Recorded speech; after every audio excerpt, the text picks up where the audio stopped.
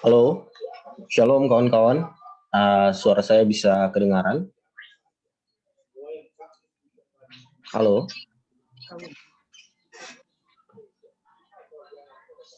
Bung Yoel, bisa dengar suara saya?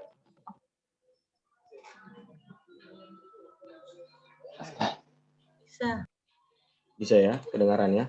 Oke. Shalom, selamat siang buat kita semua. Terima kasih kawan-kawan yang sudah boleh meluangkan waktu untuk ada dalam ruang virtual kita di hari ini. Agenda kita di hari ini adalah tanya jawab seputar dengan pendaftaran beasiswa LPDP. Teman-teman mungkin yang bergabung dalam ruang virtual ini juga sudah bergabung di grup kita di WhatsApp. Banyak sekali pertanyaan-pertanyaan yang kemudian muncul di grup kita di WhatsApp. Maka kami dari pengurus pusat GMKI juga bersama dengan tim pendamping LPDP GMKI, kami membuka ruang virtual ini untuk sebentar teman-teman yang masih punya pertanyaan seputar dengan pendaftaran LPDP bisa langsung ditanyakan ke kami. Kita di tim pendamping LPDP ada 3 orang yang sudah siap mendampingi. Yang pertama Bung Yoel Umburu Ngariti yang sekarang hadir bersama kita yang nanti akan menjawab pertanyaan-pertanyaan dari kawan-kawan. Beliau adalah pernah berproses di GMKI cabang Kupang, lalu sekarang sedang melanjutkan studi S2 melalui bantuan dari LPDP di Universitas Negeri Malang ya, Bung Yoel. Ya. Ya. Lalu yang kedua juga ada Bang Stendi, beliau mantan Korwil 4 PP GMKI, juga sudah menyelesaikan studi magisternya di Jerman, namun karena beliau ada pekerjaan sehingga tidak bisa hadir dengan kita. Lalu yang ketiga ada Usi Irma Tobias. Beliau kader GMKI Kupang, sekarang juga dipercayakan sebagai pengurus pusat, sekretaris fungsi pemberdayaan perempuan, lagi menyelesaikan studi magisternya di Universitas Indonesia. Beliau juga dibantu oleh LPDP. Lalu juga nanti ada 2 orang senior kita yang akan membantu, tapi mungkin tidak terlalu intens karena sementara menyelesaikan studi magisternya. Yang pertama ada di Jogja dan yang kedua juga di Jerman. Seperti itu teman-teman. Banyak sekali teman-teman yang bertanya apakah bimbingan ini kemudian ada jalur khusus yang disediakan untuk teman-teman otomatis mendapatkan beasiswa. Nah, di sini saya perlu memperjelas bahwasannya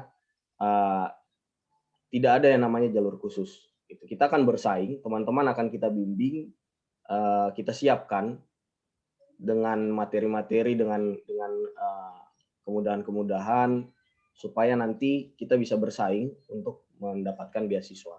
Tetapi saya tegaskan sekali lagi, tidak ada yang namanya jalur khusus. Kita akan bersaing bersama dengan teman-teman yang lain. Nah, kelebihannya nanti ketika teman-teman dibimbing bersama dengan kami, kita akan bantu, mulai dari nanti teman-teman punya kelengkapan berkas akan sama-sama kita bantu, lalu personal statement, bagaimana menulis esai singkat dan lain sebagainya, apa yang dibutuhkan untuk meraih beasiswa LPDP, nanti semua itu nanti akan kita bantu. Nanti lebih jelasnya Bung Yoel sendiri yang akan menjelaskan.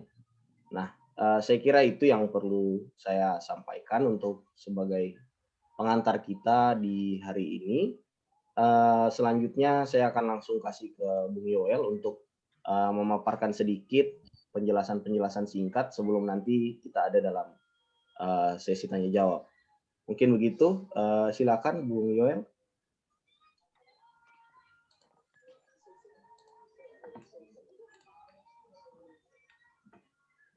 Mungkin izinkan saya untuk share screen dulu, Abang Wasikum.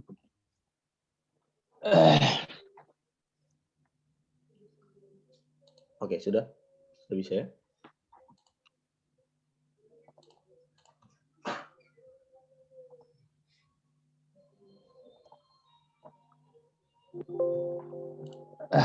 Ya baik, salam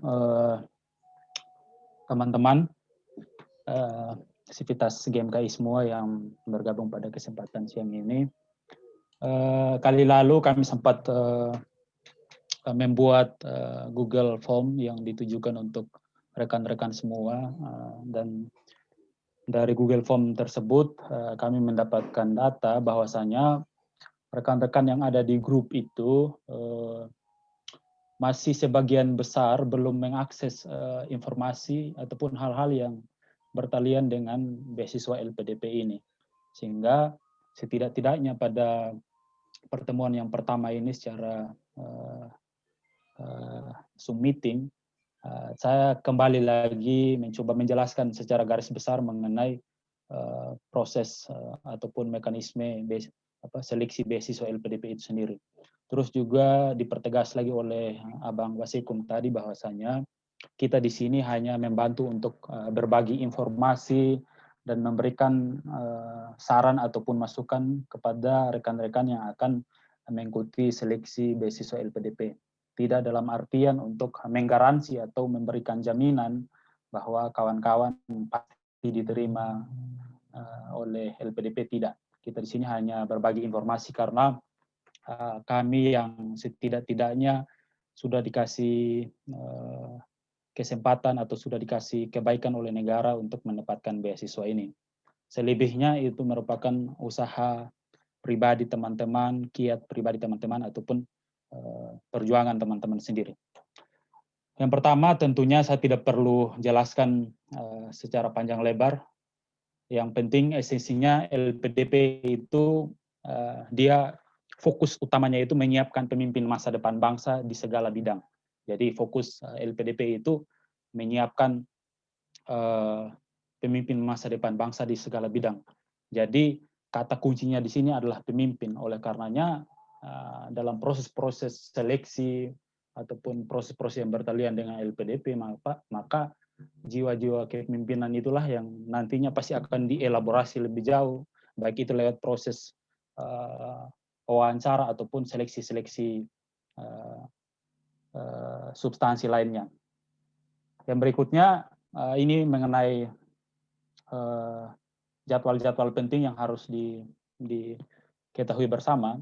Dari survei yang kami adakan kali lalu itu memang sebagian besar itu rencananya akan mendaftar di gelombang 2, yaitu di tanggal 1 Agustus sampai 8 September.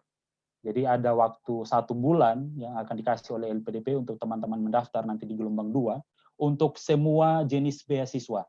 Untuk semua jenis beasiswa. Biasanya juga akan ada perpanjangan seminggu biasanya. Jadi untuk yang masih tanya, beasiswa LPDP itu untuk adakah beasiswa untuk S2? Jadi intinya beasiswa ini disiapkan untuk yang akan menempuh jenjang magister dan doktor. Jadi untuk S2 dan S3. Terus hanya single degree. Jadi artinya kita hanya bisa mengambil satu gelar saja. Jadi masih ada juga mungkin yang japri saya apakah bisa kita mengambil double gelar. LPDP tidak menyiapkan mekanisme seperti itu. Terus ada 3 kategori beasiswa tentunya, yaitu afirmasi, terus yang ditargetkan, dan beasiswa umum. Nah, untuk afirmasi ini itu ada daerah khusus untuk beasiswa berkebutuhan khusus untuk rekan-rekan kita yang difabel itu disediakan. Terus ada beasiswa daerah afirmasi. Nah, beasiswa daerah afirmasi ini itu daftar daerah afirmasinya ada yang disiapkan sendiri oleh LPDP. Yang bisa mendaftar beasiswa ini rekan-rekan ataupun teman-teman yang jenjang pendidikan dasar sampai menengahnya ada di daerah-daerah afirmasi sesuai yang telah ditetapkan oleh LPDP. Misalnya SD, SMP, dan SMA-nya, saya dulu beasiswa jenis ini, daerah 3T, karena SD, SMP, dan SMA saya di Sumba Tengah, itu masuk dalam kategori daerah afirmasi sesuai LPDP, maka saya bisa mendaftar beasiswa ini. Nah, beasiswa afirmasi ini kriterianya itu sedikit lebih mudah dibanding beasiswa lainnya. Yang pertama itu mungkin nilai TOEFL ataupun nilai kemampuan bahasa Inggris kita itu ya minimal 400. Itu saya pikir masih bisa kita jangkau. Kalau dari daerah Papua dan Papua Barat itu dikasih kemudahan lagi 375 kalau tidak salah. Jadi untuk beasiswa afirmasi ini khusus untuk Papua dan Papua Barat itu dikasih kemudahan lagi. Jadi nilai TOEFL mereka itu kalau tidak salah 375. Kalau untuk yang beasiswa afirmasi lainnya itu 400. Ya itu kemudahan yang pertama yang tentunya bisa kita dapatkan ketika kita menempuh jalur afirmasi. Terus ada beasiswa prasejahtera. Nah, beasiswa prasejahtera ini bagi teman-teman dulu yang S1-nya dapat bidik misi, nah LPDP juga menyiapkan jalur khusus untuk rekan-rekan yang bisa mengambil jalur ini. Jadi istilahnya ini bidik misinya LPDP, seperti itulah. Terus yang berikutnya ada beasiswa PNS, TNI, dan Polri, beasiswa kewirausahaan yang tentunya ada persyaratan-persyaratan tertentu, ada persyaratan-persyaratan khusus, dan yang terakhir itu beasiswa umum. Nah, beasiswa umum ini ada kategori tertentu, ada beasiswa reguler, beasiswa perguruan tinggi utama dunia, dan beasiswa co-funding. Jadi saya pikir saya tidak perlu elaborasi lebih jauh. Kalau teman-teman mau mengakses hal-hal seputar yang tadi saya sempat jelaskan, maka teman-teman bisa mengaksesnya lewat website resmi LPDP ataupun akun-akun resmi, akun-akun media sosial resmi beasiswa LPDP. Nah, mungkin banyak juga yang tanya mengenai proses beasiswa, ataupun mekanisme seleksi beasiswa LPDP itu seperti apa. Nah, kurang lebihnya ada 3 bagian. Walaupun dalam setiap tahun itu mekanismenya ada yang sedikit berbeda, tetapi kurang lebih 3 bagian ini tetap sama. Jadi ada seleksi administrasi, yang berikutnya ada seleksi substansi ataupun seleksi akademik atau yang biasa kita kenal seleksi berbasis komputer, dan yang terakhir itu ada seleksi wawancara. Nah, di seleksi administrasi itu biasanya mereka akan mengecek kelengkapan berkas kita, seperti tadi sudah dijelaskan oleh Bang Wasikum, ada mungkin TOEFL kita, terus esai kita, ijazah kita, terus sertifikat kegiatan kita, sertifikat seminar, sertifikat kita ikut kegiatan GMKI, itu semua kan di bagian administrasi nanti akan dicek semua. Jadi selama ini kita banyak ikut kegiatan, kita banyak ikut sosialisasi, kita banyak dapat penghargaan, kita banyak dapat piagam, itu semua nanti akan diupload ataupun dimuat di proses pendaftaran kita, dan itu akan diverifikasi. Dan nanti biasanya ketika kita sudah lulus seleksi administrasi, maka nanti akan diverifikasi lagi, yang aslinya akan kita bawa pada tahap seleksi yang kedua, dan yang terakhir itu seleksi wawancara. Terus langkah taktis untuk bagaimana, mungkin ini tidak perlu saya jelaskan panjang lebar karena mungkin teman-teman yang lain sudah berniat untuk daftar LPDP di periode di gelombang kedua nantinya ini. Yang penting langkah taktis yang pertama, rekan-rekan apalagi yang sesuai di isian Google Form itu kan masih banyak yang belum mengakses segala informasi berkaitan dengan LPDP. Nah, yang pastinya kita harus mengenal LPDP dan segala hal yang berkaitan dengan LPDP itu sendiri. Yang pertama itu kita mengakses informasi website resmi LPDP, kita akses. Yang berikutnya itu tergabung dalam grup-grup medsos LPDP. Yang paling saya sarankan itu Telegram. Nah, kalau di aplikasi Telegram itu rekan-rekan tinggal searching saja LPDP 2021, itu grup LPDP itu sangat banyak. Jadi saya tidak sarankan bahwa teman-teman hanya bergabung di grup pendampingan yang kita sediakan ini, tetapi ini hanya salah satu dari banyak jaluran atau banyak saluran atau banyak kanal yang teman-teman ada di dalamnya. Saya sarankan grup Telegram, grup Facebook itu teman-teman harus bergabung di dalamnya supaya segala informasi itu teman-teman bisa akses.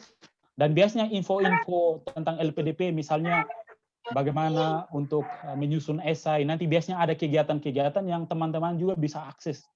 Jadi grup yang kita buat di GMKI ini bukan satu-satunya saluran yang teman-teman harus ada di dalamnya, tetapi grup-grup lain yang tentunya sangat banyak bertebaran itu teman-teman saya sarankan harus bisa akses. Yang berikutnya ikut diskusi seminar bertema LPDP, dan yang berikutnya itu meminta seseorang jadi mentor atau pendamping. Jadi saya pikir akan lebih bagus kalau misalnya ada seseorang yang sudah lebih duluan mendapat beasiswa LPDP, diminta saran ataupun ditanyai seputar hal-hal seputar dengan beasiswa LPDP. Terus mengenai hal ini mungkin di grup diskusi yang kita sediakan itu nanti teman-teman bolehlah bertanya di situ hal-hal yang belum bisa dipahami, jika kami mengetahui informasi yang diharapkan bisalah kita berbagi di situ. Yang berikutnya, nah ini profil yang diinginkan oleh LPDP. Jadi setelah kita tahu segala hal yang berkaitan dengan LPDP, maka tentunya hal yang berikutnya kita mempersiapkan diri supaya sesuai dengan yang diinginkan oleh LPDP.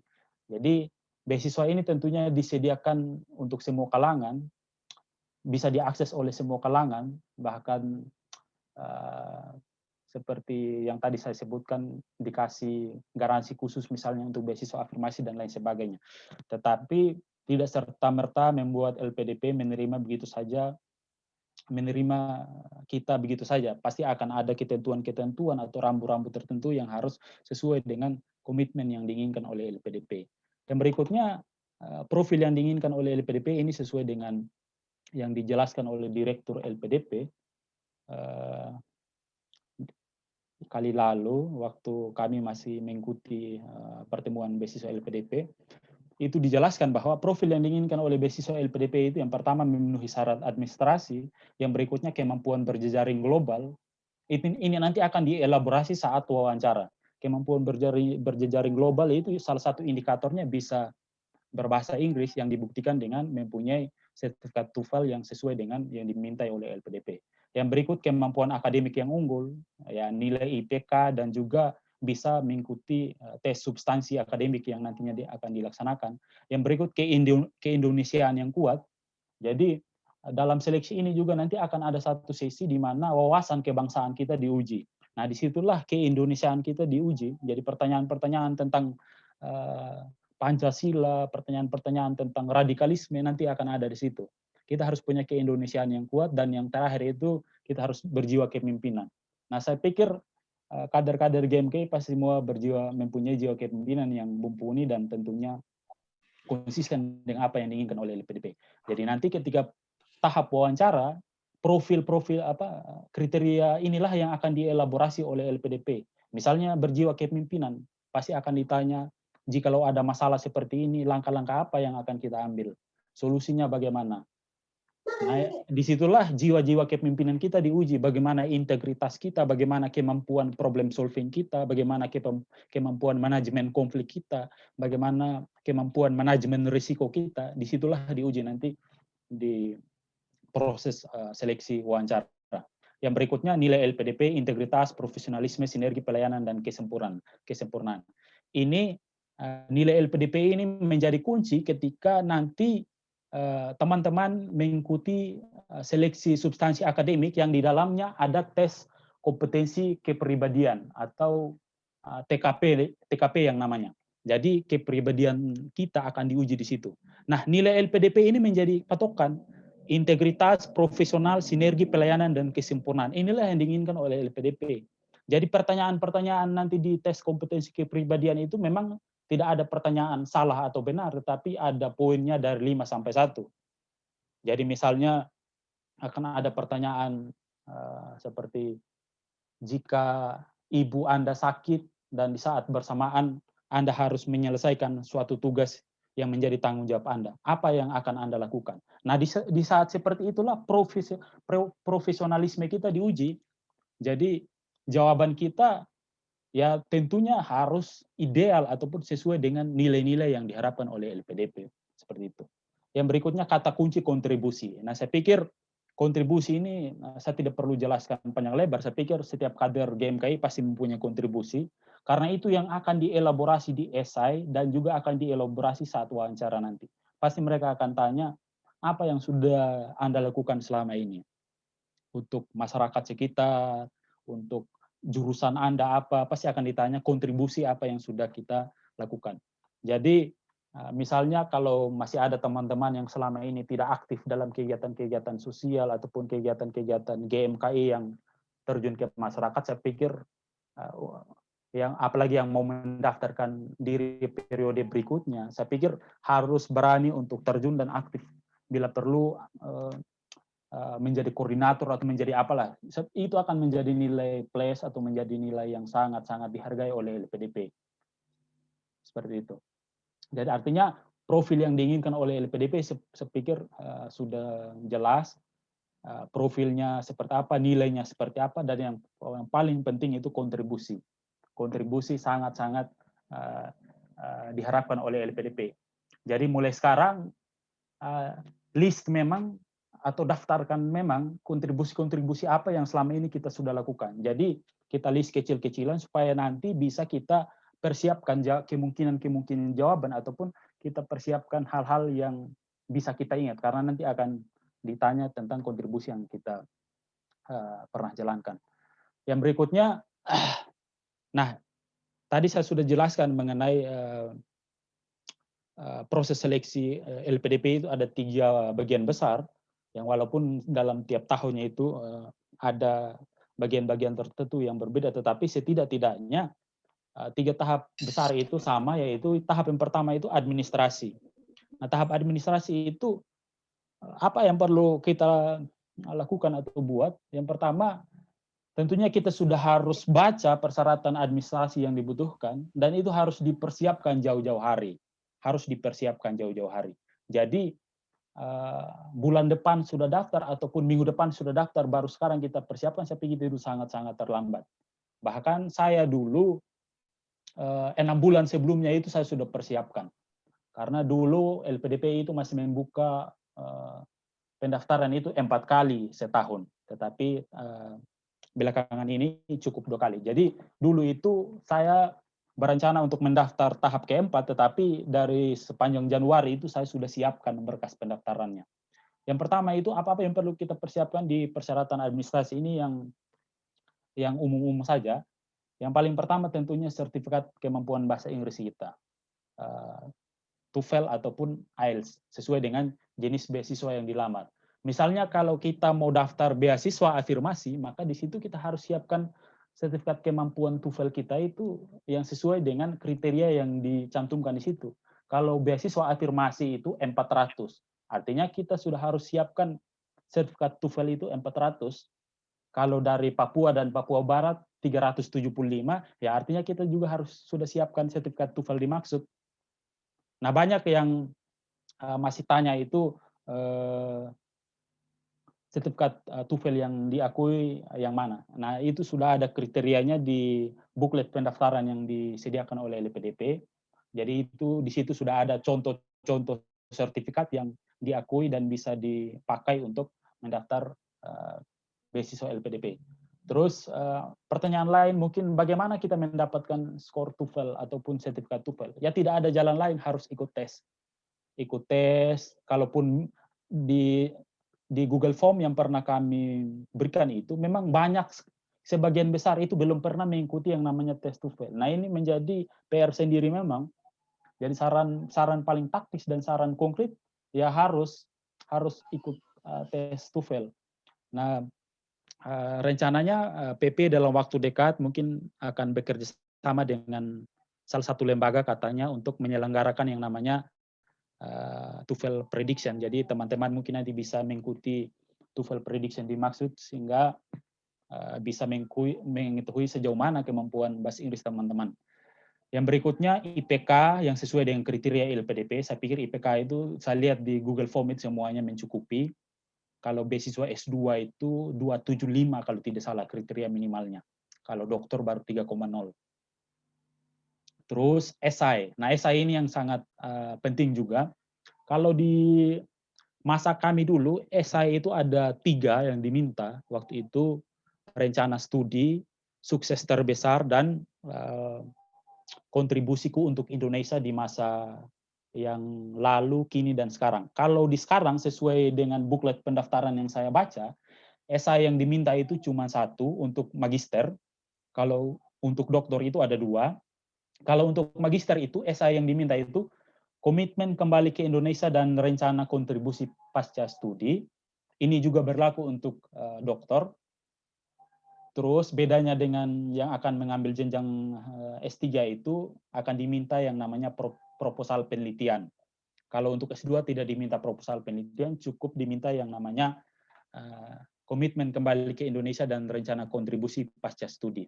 Nah, menulis esai itu susah-susah gampang tentunya. Banyak orang yang jago berbicara, tetapi untuk menuangkan idenya dalam bentuk tulisan itu sangat-sangat susah.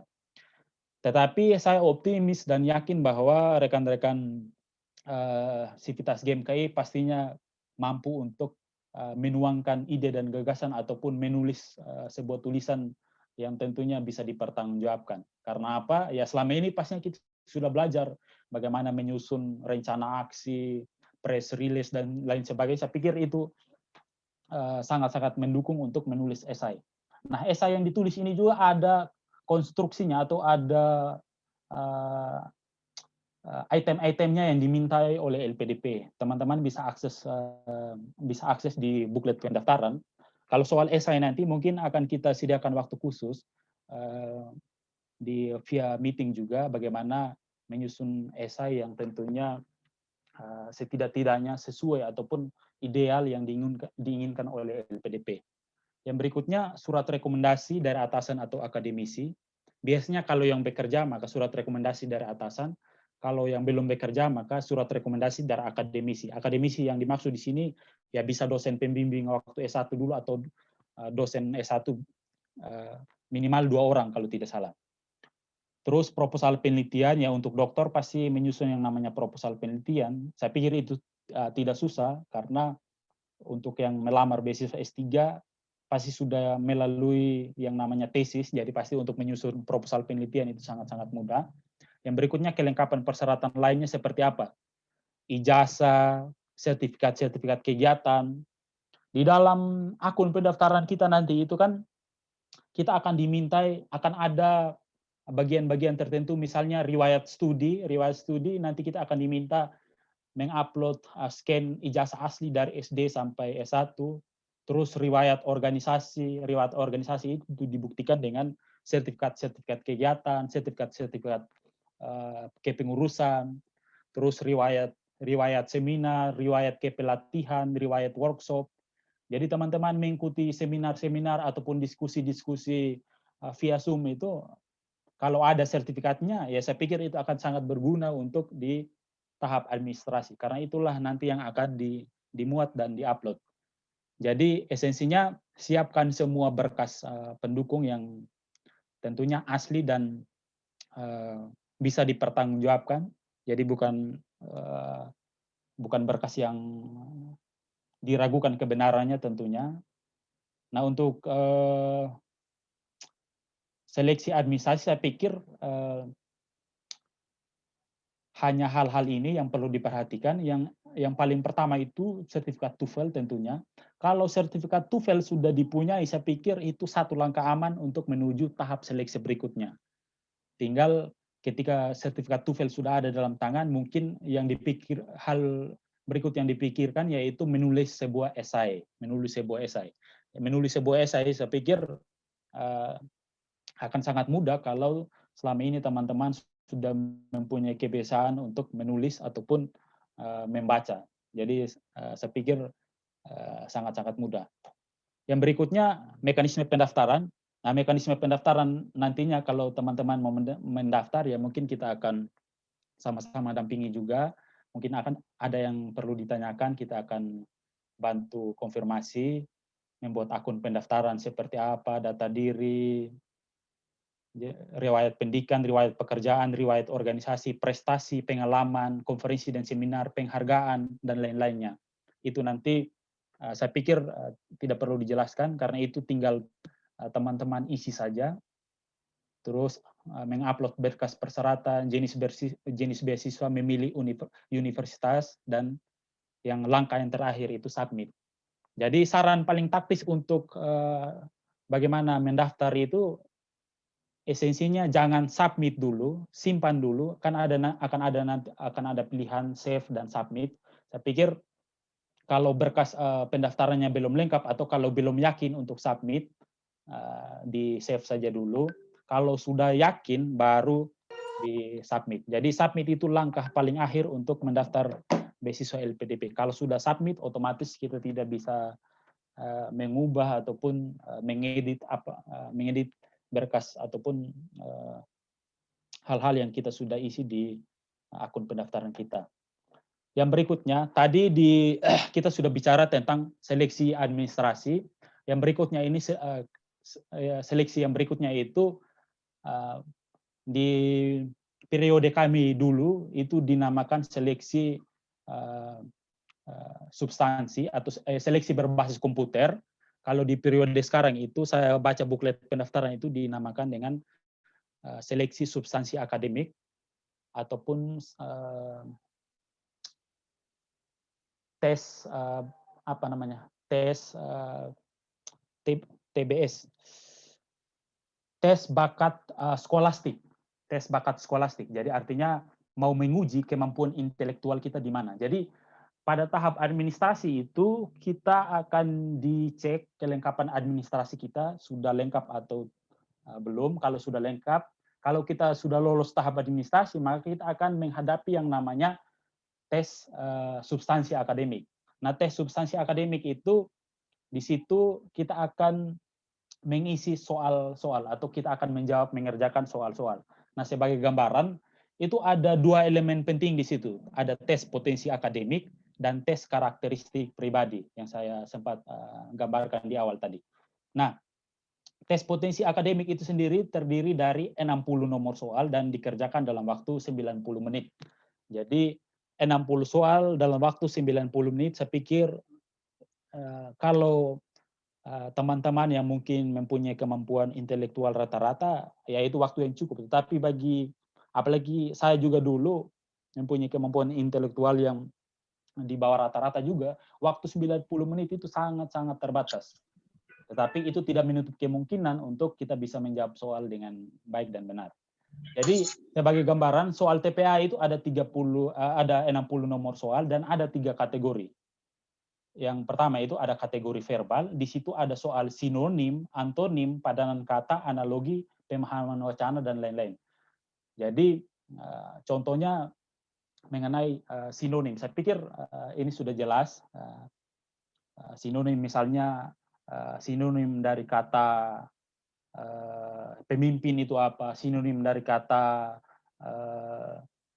advokasi itu apa. Di situ akan ada soal-soal seperti itu. Jadi ada 30 soal di kategori verbal itu yang isinya soal sinonim, antonim, padanan kata, analogi, pemahaman wacana, dan lain-lain.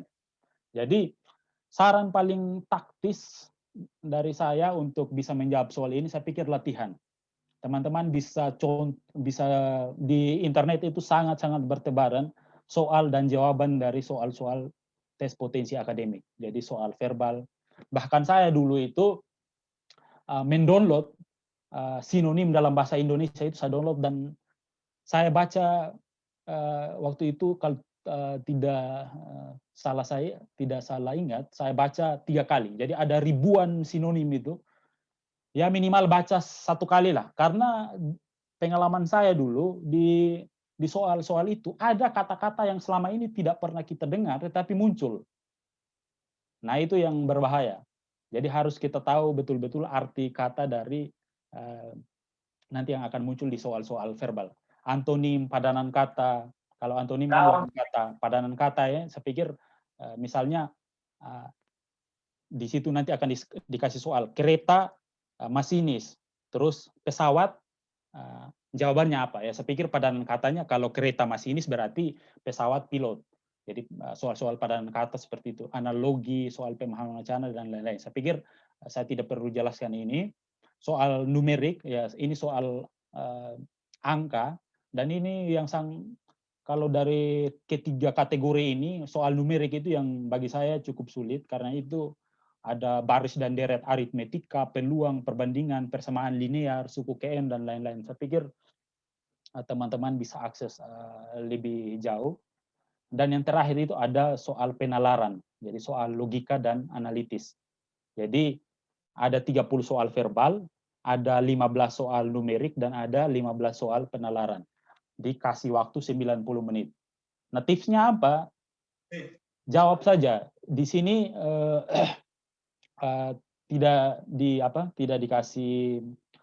tidak dikasih pengurangan skor untuk yang menjawab salah, yang penting bisa menjawab.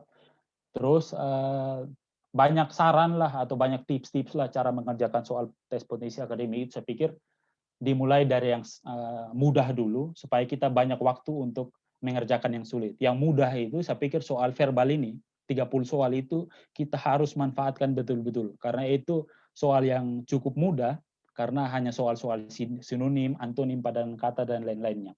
Soal numerik itu karena ini adalah soal yang cukup sulit, mungkin di bagian belakang baru dikerjakan, atau terserahlah teman-teman mau kerja yang mana, yang penting sesuai dengan tingkat kemudahan yang teman-teman ataupun rekan-rekan tentukan sendiri. Pada esensinya ada 60 nomor soal dikerjakan dalam waktu 90 menit. Terus di dalamnya itu ada 3 kategori soal. Nah, saran yang paling konkret lagi ya beli buku tes potensi akademik ataupun di googling mengenai soal-soal tes potensi akademik LPDP, saya pikir banyak. Bahkan di dalam grup-grup Telegram LPDP kalau teman-teman ada di dalamnya itu banyak yang bagikan soal-soal TPA seperti ini. Jadi bahkan dengan jawabannya. Jadi makanya dari awal tadi saya sarankan untuk teman-teman bisa, rekan-rekan bisa akses segala saluran yang ada seperti grup Telegram itu. Nah, tes seperti yang saya bilang tadi bahwa di tes seleksi substansi akademik ini ada dua bagian. Yang pertama itu ada soal TPA dan yang berikutnya itu adalah soal tes kompetensi tes karakteristik pribadi atau TKP. Nah, soal ini ada 60 soal dikerjakan 30 menit. Soal ini tidak ada benar dan salahnya, hanya ada nilai 1 sampai 5. Jadi akan ada 5 pilihan jawaban nantinya. Jadi di bagian TKP ini LPDP mau men-screening ataupun menyeleksi kita sesuai dengan jelaskan mengenainya apa, Pak? Sesuai dengan kepribadian yang diinginkan oleh LPDP. Misalnya seperti yang tadi saya jelaskan tentang nilai-nilai yang diharapkan oleh LPDP itu salah satunya profesionalitas atau profesionalisme. Nanti akan ada soal-soal yang menguji profesionalisme kita sejauh mana. Contoh paling konkretnya itu tadi yang seperti yang saya sudah kasih gambaran. Di saat keluarga kita sedang sakit dan di saat yang sama ada tugas ataupun tanggung jawab yang kita harus selesaikan dan itu ada kaitannya dengan pekerjaan kita. Nah, di situ akan ada pilihan jawaban. Ada 5 pilihan jawaban. Nah, disitulah kepribadian kita akan diuji mengenai loyalitas, integritas, kepemimpinan, dan lain-lainnya. Akan ada poin terbesar itu 5, poin terendah itu 1. Nah, saran yang paling konkret bagi saya untuk teman-teman yang mengikuti tes karakteristik pribadi ini nantinya, jangan mengisi jawaban itu sesuai dengan yang dialami atau sesuai dengan kenyataan yang dialami oleh kawan-kawan ataupun oleh Bung Usi. Karena bisa saja kenyataan yang terjadi selama ini tidak sesuai dengan apa yang diinginkan oleh LPDP. Tapi saya pikir seperti itu. Jadi tadi saya sudah jelaskan apa-apa yang diinginkan oleh LPDP seperti loyalitas, integritas, profesionalisme, kepemimpinan dan lain-lainnya itu diuji. Jadi mengisi soal tes karakteristik pribadi ini isilah yang paling ideal, Akan ada jawaban-jawaban yang sangat-sangat mengecoh dan biasanya itu menyentuh perasaan ataupun menyentuh aspek psikologis kita. Tapi jangan pakai itu dan dihubungkan dengan kejadian sebenarnya. Tetapi yang LPDP mau di sini ialah yang idealnya itu seperti apa. Jadi saran paling taktisnya isilah sesuai dengan yang seharusnya, idealnya seperti apa. Jadi ada 60 soal dan 30 menit. Jadi saya pikir satu soal itu hanya dikasih waktu 30 detik. Jadi bayangkan dikasih soal-soal yang menyentuh aspek psikologis kita dan hanya dikasih waktu 30 detik untuk menjawab. Jadi betul-betul kita harus tahu yang ideal seperti apa sehingga kita tidak terkecoh dengan jawaban-jawaban yang ada. Yang berikutnya, bagaimana menghadapi soal TPA dan TKP, ya saya pikir tidak ada jalan lain selain belajar, dan belajar. Bisa mengikuti kelas-kelas online, banyak yang menyelenggarakan kelas-kelas online bagaimana menjawab soal TKP dan TPA dan TKP. Banyak kok di googling saja pasti ada. Bahkan di grup-grup Telegram itu akan ada kelas-kelas online yang mungkin rekan-rekan ataupun Bung dan Usi bisa mengikuti. Tadi saran paling konkret saya, belilah atau bacalah buku-buku tentang soal TPA dan TKP, terus bisa searching tips-tipsnya bagaimana dan lain sebagainya. Terus bisa try out mandiri. Saya dulu pernah coba ini, jadi kita try out mandiri, kita download soal TPA dan TKP dan kita pasang stopwatch dan kita ukur sejauh mana kita kerja. Jadi setiap habis tes kita evaluasi kurang kita di mana. Bahkan ada juga soal-soal website yang menyelenggarakan ini tryout mandiri soal-soal TPA dan TKP. Googling saja pasti ada. Dan saran konkret saya minimal seminggu sekali itu bisa mengikuti latihan-latihan soal dimaksud. Yang berikutnya jangan meninggalkan jawaban kosong karena apalagi di soal TPA karena di situ yang salah tidak tidak dikasih pengurangan poin atau pengurangan nilai, maka jawablah sebisa mungkin. Jangan sampai meninggalkan jawaban yang kosong. Karena kita tidak tahu apakah jawaban yang kita pilih itu benar atau salah, ya itu soal kemudian. Intinya kalau sudah tidak bisa berpikir, ya jawab saja kemungkinan jawaban yang benar menurut kawan-kawan. Terus waktu. Nah, waktu ini yang saya sangat-sangat tekankan, makanya saya bilang lakukan tryout mandiri. Jadi kita harus sudah dikondisikan atau dibiasakan untuk menjawab soal-soal dimaksud. Jadi jangan sampai ketika nanti seleksi itu baru pengalaman pertama kawan-kawan mengikuti yang namanya seleksi tes potensi akademik dan tes karakteristik pribadi. Saya pikir itu sangat-sangat berbahaya. Jadi mulai dari sekarang biasakan diri untuk ada dalam situasi-situasi, salah satunya itu tes potensi akademik. Jadi kalau sudah berulang kali latihan, maka kita akan terbiasa dan saat hari H nanti kita akan dengan mudahnya rileks. Itu sesuai dengan pengalaman saya dulu.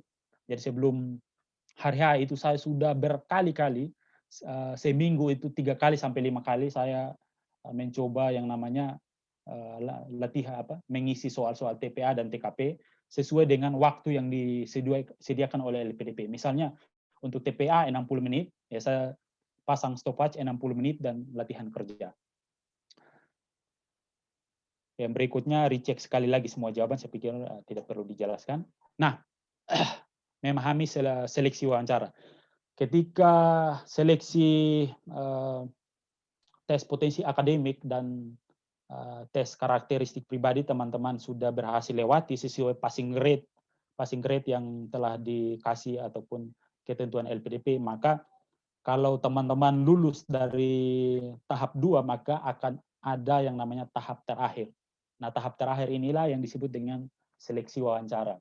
Nah, untuk seleksi wawancara ini berubah dari periode ke periode. Kalau dulunya kami masih ada yang namanya tes diskusi ataupun leaderless group discussion, di situ kita diuji bagaimana kemampuan berdiskusi dengan rekan-rekan yang lain. Kalau di buklet pendaftaran yang sekarang itu cuman ada satu sesi wawancara. Dan di buklet pendaftaran yang sekarang itu akan ada yang namanya wawancara dengan fokus pertanyaan wawasan kebangsaan.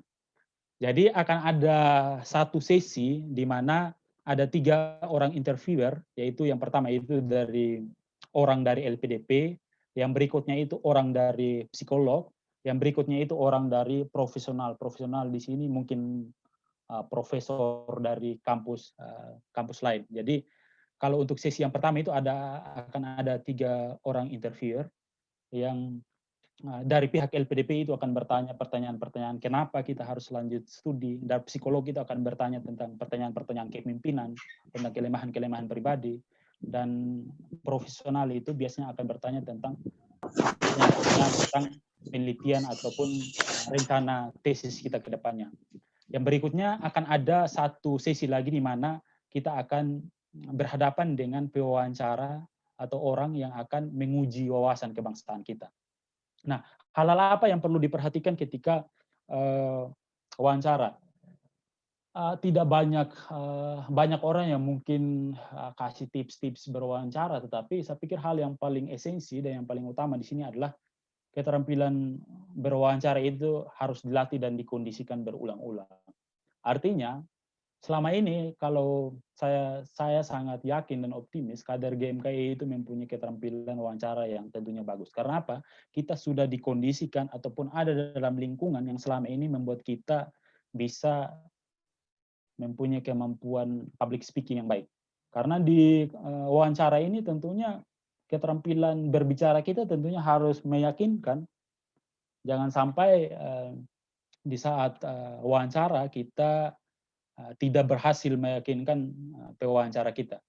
Terus yang berikutnya seleksi wawancara adalah untuk memastikan kita adalah profil yang diinginkan oleh LPDP. Jadi artinya di tahap terakhir ini pewawancara akan memastikan kita akan meng-cross check kita ini sesuai dengan yang diinginkan oleh LPDP. Misalnya hal yang pertama, esai yang kita tulis di saat pendaftaran di saat seleksi administrasi itu yang kita upload itu harus kita kuasai betul-betul karena pasti akan ditanya Misalnya di situ ditulis, saya selama ini menjadi ketua GMKI cabang Bandar Lampung. Saya pernah melaksanakan kegiatan-kegiatan ini. Ya pasti akan ditanya nanti. Kegiatan seperti ini, itu dampaknya apa? Bagaimana Anda menjalankan kegiatan itu pasti akan ditanya. Jadi artinya pada tahap wawancara ini banyak pertanyaan-pertanyaan yang dimaksud untuk meng-cross-check dengan meng-cross-check profil kita sesuai dengan yang mereka inginkan. Terus pahami etika dan lain-lainnya, saya pikir tidak perlu saya jelaskan karena pasti teman-teman tahulah atau rekan-rekan tahulah etika berwawancara yang baik. Yang berikutnya perbanyak literatur, apalagi pertanyaan-pertanyaan wawasan kebangsaan itu pasti akan ada pertanyaan-pertanyaan sesuai dengan kondisi kekinian yang terjadi. Kalau kami dulu ada yang namanya tes menulis opini, dikasih waktu 5 menit untuk menulis opini sesuai dengan isu yang sekarang sedang terjadi. Dan sekarang setelah saya baca buklet pendaftaran tidak ada, tetapi nantinya di pertanyaan wawasan kebangsaan itu pasti akan ada pertanyaan-pertanyaan tentang isu-isu yang menghangat dan itu akan ditanya. Jadi perbanyak literatur artinya menonton berita, membaca opini, masalah-masalah yang sedang hangat sekarang dibaca sehingga memberikan setidak-tidaknya gambaran. Terus setidaknya selalu bicara dengan data, artinya ya kalau bicara hal-hal yang ditanyai oleh pewawancara, ya kita kalau punya data itu akan menjadi nilai plus yang sangat bagus untuk kita. Terus jawaban jangan terlalu normatif. Jangan terlalu normatif yang saya maksudkan di sini, biasanya kan pasti akan ditanya apa mimpi Anda bagi Indonesia. Ya jawaban jangan terlalu normatif lah, saya ingin Indonesia maju dan lain sebagainya. Hal-hal yang spesifik ataupun anti mainstream. Jadi jawaban-jawaban yang tidak banyak orang duga. Jadi jawaban-jawaban yang tidak bersifat umum lah seperti itu. Yang berikutnya, jangan terpengaruh dengan pertanyaan interviewer. Nah ini penting sekali, karena sesuai pengalaman saya dulu, pewawancara itu akan mendesak ataupun berusaha menyudutkan kita. Jadi di situ kita mau diuji apakah kita konsisten dengan jawaban ataupun konsisten dengan pendirian yang kita punyai. Misalnya saya dulu, jurusan S1 saya dulu itu kan pendidikan kimia. Tetapi saya melamar untuk S2 teknologi pembelajaran. Artinya saya pindah jurusan walaupun masih dalam rumpun ilmu yang sama, tetapi itu ditanyai habis-habisan. Kenapa Anda melanjutkan studi S2 tidak kimia? Ya di saat-saat seperti itulah kita sangat-sangat disudutkan, tetapi itu hanya upaya dari pewawancara untuk melihat bagaimana kita konsisten dalam mempertahankan pendirian ataupun ide-ide yang kita punyai. Yang berikutnya, ingat semua kontribusi yang pernah dilakukan untuk masyarakat. Tadi saya sudah jelaskan di awal bahwa poin penting profil LPDP, profil awardee LPDP yang diinginkan itu ya bagaimana orang-orang yang pernah punya kontribusi untuk masyarakat. Nah itu akan ditanyai nanti. Misalnya di akun pendaftaran kita itu kita upload sertifikat sebagai ketua GMKI cabang Kupang. Ya pasti akan ditanya nanti. Selama Anda jadi ketua cabang GMKI Kupang, Anda pernah lakukan kegiatan apa? Di mana? Kapan? Bahkan saya dulu pernah ditanyai, karena saya jawab bilang pernah ikut kegiatan GMKI, ikut Konas di Bitung, ditanyai dari sini transit di bandara mana, terus dari situ perjalanan ke situ berapa jam. Itu hanya untuk meng-cross check apakah betul-betul data yang kita sampaikan itu betul. Dan itu di situ ada seorang psikolog yang tentunya memperhatikan raut wajah kita dan di situ akan ketahuan apakah data yang kita sampaikan itu betul atau tidak. Terus kumpulkan referensi pertanyaan dari berbagai sumber. Nah ini yang sangat penting. Makanya saya bilang, saya sarankan tadi itu masuklah dalam grup Telegram LPDP, itu sangat bertebaran sekali di situ. ada yang afirmasi, ada yang luar negeri, dalam negeri. Biasanya di situ ketika habis tes, habis seleksi wawancara, orang-orang itu akan melis daftar pertanyaan dan biasanya itu akan disebarkan. Jadi misalnya tadi saya ditanya tentang pertanyaan-pertanyaan ini, biasanya akan dibagikan di grup Telegram. Dan itu sangat membantu sekali untuk kita mempersiapkan kemungkinan jawaban yang nantinya akan kita jawab atau berikan kepada pewawancara kita. Yang berikutnya, kuasa esai yang sudah ditulis sebelumnya, saya pikir itu jelas. Argumentasi harus spesifik, spesial, dan tidak mainstream. Saya pikir tadi sudah dijelaskan. Pahami isu-isu terkini di Indonesia yang sedang ramai dibicarakan. Ya, betul. Karena nanti itu akan ditanyai juga. Nah, ini contoh list pertanyaan dari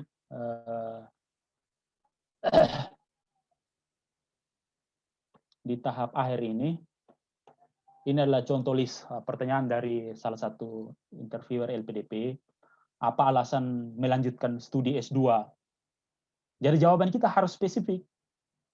Terus jawabannya jangan bersifat pribadi. Misalnya apa Anda alasan melanjutkan studi S2? Untuk menyenangkan orang tua. Saya pikir itu alasan yang sangat-sangat pribadi dan sangat-sangat tidak diterima. Karena kalau hanya untuk menyenangkan orang tua, maka banyak cara lain. Saya pikir demikian. Jadi apa alasan melanjutkan studi S2 itu saya pikir harus spesifik, dikaitkan dengan mungkin permasalahan yang ada di lingkungan sekitar. Misalnya dulu saya mau ambil S2 teknologi pembelajaran, saya kasih data bahwa karena saya mau penelitian tentang mengembangkan model pembelajaran demokratis, maka saya kasih masalah bahwa selama ini model pembelajaran yang diterapkan di sekolah-sekolah seperti ini, sehingga setidak-tidaknya saya mau melanjutkan studi S2 khususnya teknologi pembelajaran, sehingga saya belajar bagaimana membuat atau mendesain model pembelajaran yang demokratis. Saya pikir jawaban-jawaban seperti itulah yang spesifik dan tidak mainstream. Jadi apa alasan melanjutkan S2 itu adalah pertanyaan-pertanyaan pamungkas yang tentunya harus dipersiapkan kemungkinan jawaban yang sangat-sangat spesifik. Jadi melanjutkan studi S2 untuk memajukan Indonesia itu saya pikir juga jawaban yang sangat-sangat umum dan tidak bisa diterima. Karena untuk memajukan Indonesia banyak juga cara lain. Menyenangkan orang tua itu juga bukan jawaban yang sangat-sangat diharapkan. Atau untuk meniti jenjang karir, saya pikir itu juga bukan jawaban-jawaban yang sangat diharapkan. Jadi alasan melanjutkan studi S2 itu harus betul-betul spesifik, bila perlu dikaitkan dengan masalah yang ada di lingkungan sekitar dan dikaitkan dengan jurusan yang akan kita ambil, seperti itu. Terus apa urgensinya untuk karir dan kontribusi Anda bagi Indonesia? Di situ akan ditanya juga. Jadi kenapa saya harus S2? Apa urgensinya untuk Indonesia? Ya, disitulah kita elaborasi tadi. Misalnya saya bilang mengembangkan model pembelajaran demokratis, ya tentunya berpengaruh secara signifikan terhadap tingkat ataupun motivasi peserta didik dalam belajar, seperti itu. Terus mengapa pilih kampus dan jurusan? Jadi kalau di teman-teman mendaftar LPDP, kalau pilih jurusan psikologi, misal Universitas Gadjah Mada, di situ sudah harus dicari dulu alasannya apa, kenapa pilih jurusan itu, kenapa pilih kampus ini, karena pasti ditanya sesuai pengalaman saya dulu, kenapa bukan kampus, misalnya saya kan pilih di Universitas Negeri Malang, karena jurusan TEP salah satunya ada di Universitas Negeri Malang, ditanya kenapa bukan di UPI Bandung, karena di situ ada TEP juga, kenapa bukan di UNY, ya kita harus kasih jawaban. Jadi mereka mau mengecek sejauh mana kita serius atau betul-betul punya niatan untuk melanjutkan studi dengan cara kita sudah mengakses segala informasi yang bertalian dengan jurusan kita. Mengapa Anda pantas untuk menerima beasiswa ini? Ya ini pertanyaan pamungkas juga. Karena banyak orang yang daftar, tetapi mengapa harus Anda yang pantas?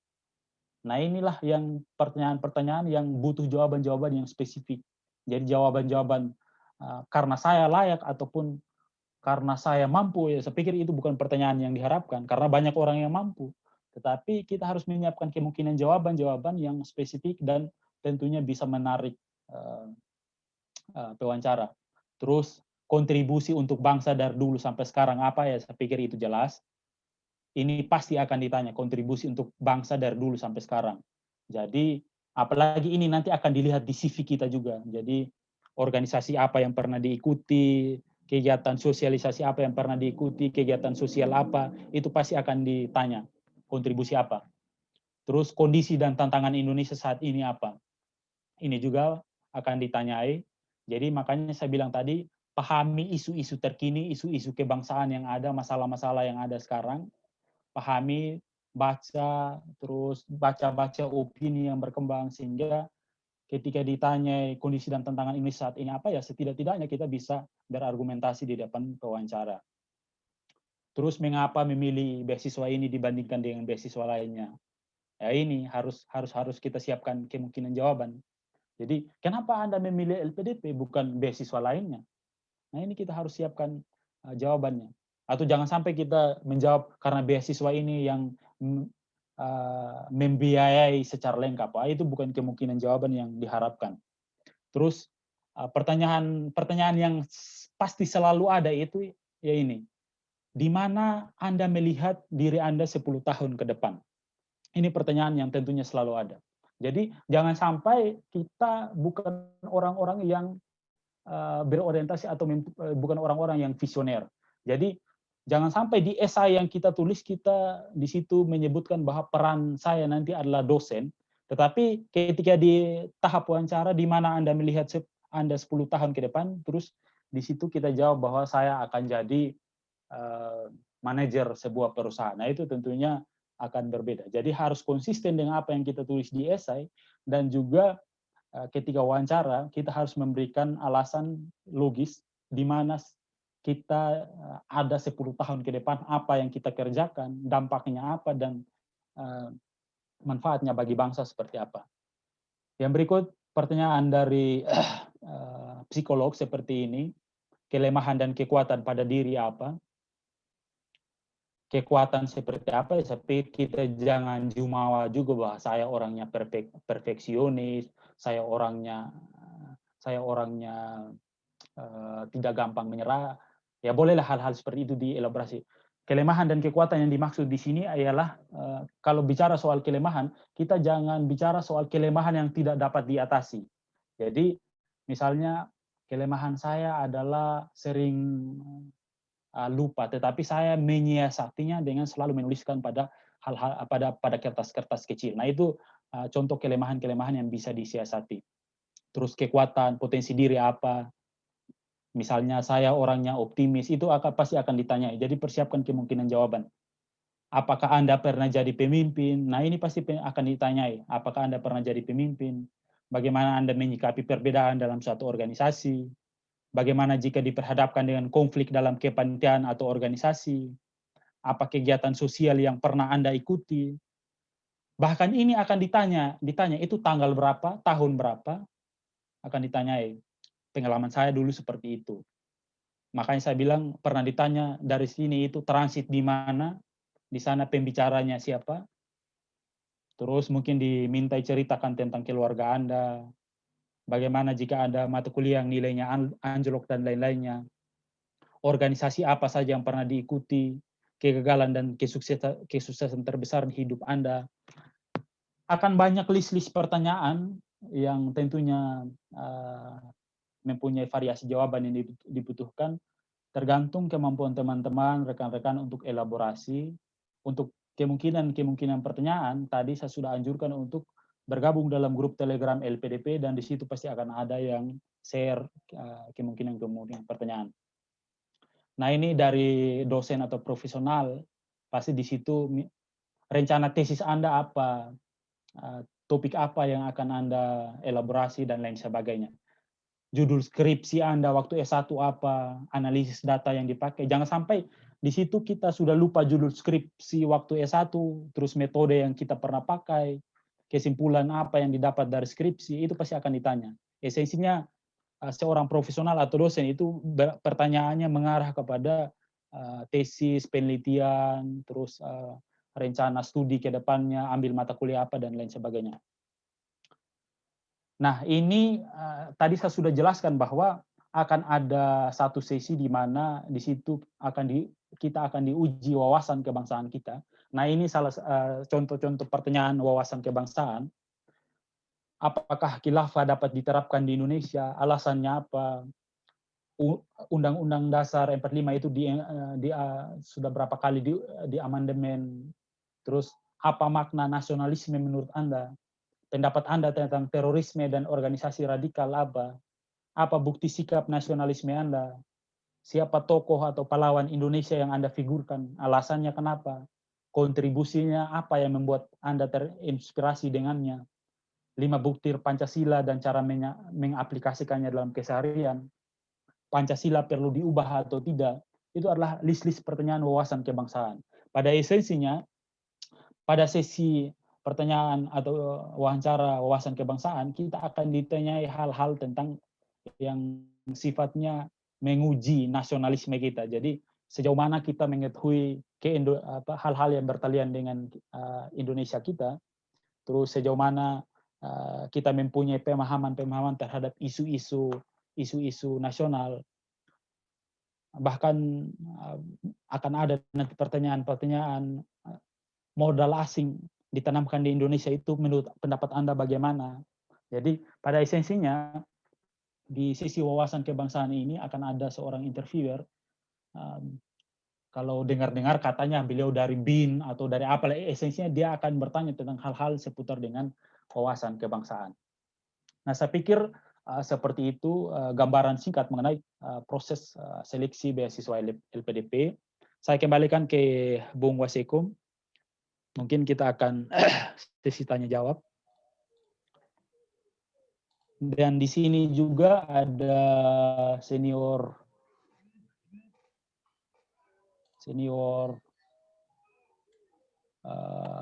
Selvi Trianikula kalau tidak salah. Beliau dari UGM, mungkin jika berkenan ya mungkin bisa berbagi sedikit, bisa menambahkan. Oke. Baik, terima kasih Bung Yoel, pemaparannya luar biasa ya kawan-kawan, sangat lengkap, terstruktur sekali dari awal bagaimana mendaftar sampai dengan tips-tips supaya kita bisa mendaftar. Saya kasih kesempatan mungkin untuk Kak Selvi Yanikula, beliau juga senior GMK yang sementara melanjutkan studi di UGM. Silakan Kak Selvi.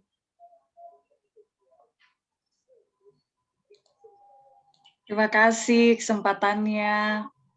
Izin saya nggak nyalakan kamera ya, teman-teman. Ini lagi habis crowded begitu, sudah ada selesai presentasi di salah satu seminar internasional.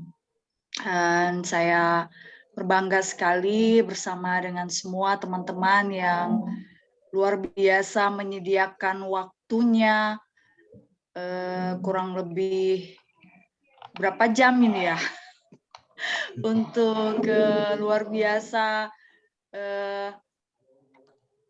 antusiasmenya. Ini sebuah langkah yang starting point yang luar biasa, dan terima kasih secara khusus pada teman-teman PP yang sudah memberi ruang dan memfasilitasi sehingga semua yang punya kerinduan untuk jadi awardee LPDP bisa ada satu wadah khusus untuk curhat dan sebagainya, gitu ya. Nah, semua orang punya pengalaman yang berbeda-beda terkait perjuangannya dan passionnya dia, dan secara sangat detail dan terstruktur, bahkan sangat teknis sekali sudah dibahas oleh rekan Bang Yoel tadi ya, seperti itu. Saya hanya berbagi spirit aja teman-teman, no pain without gain gitu ya. Tidak ada sesuatu hal yang Anda raih kalau Anda tidak bekerja keras untuk mendapatkan hal itu. Demikian juga untuk menjadi seorang awardee LPDP. Ada banyak effort, perjuangan, dan saya yakin 100% kalau bicara soal perjuangan itu kawan-kawan GMK itu udah nggak bisa diragukan lagi ya. mentalnya udah mental baja. Nah di sini lawan atau kompetitor kita dalam yang saya yakini adalah sebenarnya bukan 10.000 pendaftar lainnya dibanding Anda semuanya, tidak ya. Tapi adalah Anda sendiri. Teman-teman, diri Anda sendiri adalah lawan terbesar yang harus ditaklukkan di dalam perjuangan untuk merebut impian menjadi seorang award di LPDP. Karena persiapannya yang begitu panjang, rumit, tahapannya yang ada 3 tahap yang luar biasa, itu menuntut dan menguras emosi yang luar biasa. Nah, kalau teman-teman mood-moodnya ya pasang surut, ogah-ogahan, terus mudah menyerah, ya akan sulit saya rasa ya. Apalagi kalau ada kegagalan-kegagalan ketika mencoba di seleksi administrasi misalnya, terus gagal, terus mencoba berhenti, ya sudah begitu kan, seperti itu. Karena mempersiapkan berkasnya tadi, kalau rekan Yoel butuh 6 bulan, kalau saya malah bertahun-tahun gitu ya. Karena saya sendiri tidak punya sertifikat TOEFL. Begitu. Jadi saya harus memanfaatkan, jadi bagi Anda yang sedang bekerja, bukan berarti tidak ada ruang dan kesempatan ya. Ini berpulang strategi Anda untuk mencari celah. Karena saya sudah bekerja pada waktu itu, saya memanfaatkan jeda cuti perpindahan tempat kerja untuk lari ke Kampung Pare, teman-teman. Memang salah satu impian saya waktu itu adalah harus pergi kursus bahasa Inggris di Pare pada waktu itu. Dengan cuma 2 minggu berkejaran dengan limit time, kemudian harus ke Yogyakarta, Kampung Pare yang ada di Surabaya ya, Kediri, harus ke Jogja untuk mengejar tes TOEFL bareng semua teman-teman di UNY, Pusat Bahasa UNY, lalu kemudian mepet sekali waktunya untuk ke proses pendaftaran gelombang kedua yang sudah akhir. Jadi memang effortnya luar biasa, suka dukanya, air matanya itu udah, kesedihannya itu sangat panjang. Tapi bersyukurlah bahwa kita nggak sendiri menjadi hunter scholarship. Kita bilangnya pemburu beasiswa ya, hunter scholarship. Ada banyak orang yang punya semangat yang sama, punya api yang sama, dan seketika teman-teman memutuskan untuk meraih impian teman-teman ini untuk berstudi di kampus impian teman-teman, di jurusan impian teman-teman, percayalah akan ada banyak orang support system teman-teman yang entah dari mana datangnya itu siap untuk membantu teman-teman semua. Sekali lagi begitu ya, entahkah keluarga dan sebagainya, dan bersiap juga untuk kita dianggap crazy, dianggap seolah-olah pemimpi gila yang nggak mungkin gitu ya kan. Anda siapa dari kampung dan segala macam, bermimpi mau sekolah di Leiden, bermimpi mau sekolah di UI, bermimpi mau sekolah di mana, ya nggak usah peduli menurut saya. Selain diri kita sendiri, ya orang-orang di sekitar yang men-triggermu untuk menganggap kamu nggak bisa meraih impian, itu juga salah satu lawan yang harus dihadapi ya, omongan-omongan pedas dan sebagainya. Dan satu hal yang saya yakin percaya, sugesti itu penting ya. Sugesti bahwa kita pasti bisa melaluinya. Semesta alam mendukung ya, karena saya dari jurusan teologi ya, mungkin ini sangat melibatkan iman teman-teman ya. Kita kader-kader yang juga tentu menempatkan kepala gerakan sebagai kekuatan terbesar kita selain keluarga, sahabat-sahabat, kekasih untuk menopang. Selalu juga relasi dengan Tuhan tuh dilibatkan dalam hal ini, seperti itu. Dan relasi alam semesta ya, Mestakung. Semesta alam pasti mendukung teman-teman. Karena omong-omong itu terus ya, ngomong-ngomong. Entah tahun ini, tahun depan, kalau saya itu panjang ya, bertahun-tahun baru bisa jadi award di LPDP. Tapi saya tidak patah semangat seperti itu. Karena sekali saya bilang bahwa saya bermimpi, saya punya impian kuliah meskipun pada akhirnya tidak di kampus yang saya inginkan karena TOEFL saya tidak sampai 500, tapi bukan berarti saya kecewa begitu ya. Karena kampus impiannya itu di VU ya, di Belanda teman-teman, tapi pada akhirnya karena TOEFL-nya tidak dapat, saya harus memutuskan. Ini strategi juga bagi teman-teman ke depan ya. Dengan TOEFL berapa kita mau milih kampus di dalam negeri atau luar negeri, itu juga penting. Dan bagi saya ketika melibatkan Tuhan, support system dengan keluarga, sahabat-sahabat, rajin-rajin juga nempel-nempel sama yang sudah berhasil di jalan ini. Begitu, sangat-sangat rajin bongkar wakil YouTube, nonton motivasi, nonton pengalaman. Jadi dari semua itu akan memberikan suatu spirit, api kepada teman-teman untuk memelihara dengan sangat baik perjalanan akademik dan perjalanan spiritual teman-teman untuk membangun Indonesia menjadi awardee LPDP. Seperti itu. Dan kalau soal komitmen untuk membangun Indonesia, saya rasa kader-kader GMKI nggak perlu diragukan lagi. Makanya sebenarnya saya sangat mendorong kepada teman-teman PP GMKI untuk kemudian maybe someday bisa menjalin sebuah kerjasama dengan Kementerian Keuangan untuk kemudian bagaimana teman-teman di Cipayung itu juga punya kesempatan yang luar biasa untuk mendapatkan beasiswa ini ya, selain ada beasiswa Kemenpora maupun Kementerian Pertahanan. Tapi sekali lagi terima kasih. Maaf saya nggak bisa jadi pendamping yang full untuk semua teman-teman, tapi komitmen saya sebagai seorang kader GMKI, ketika teman-teman PP bikin Zoom, saya kalau nggak ada waktu yang mepet, kalau saya nggak sibuk, saya pasti komitmen untuk hadir, memberikan semangat, memberikan doa, itu udah pasti ya. Salah satu orang yang berdoa untuk Anda sukses menjadi awardee LPDP adalah saya. Saya akan bawa doa dengan khusus teman-teman menjadi lulus tes, jadi lulus PK, persiapan keberangkatan. Jadi nggak hanya lulus tes 3 tahap teman-teman ya, masih ada satu lagi persiapan keberangkatan yang semuanya dilakukan secara virtual. Kalau saya sempat ikut yang 1 minggu.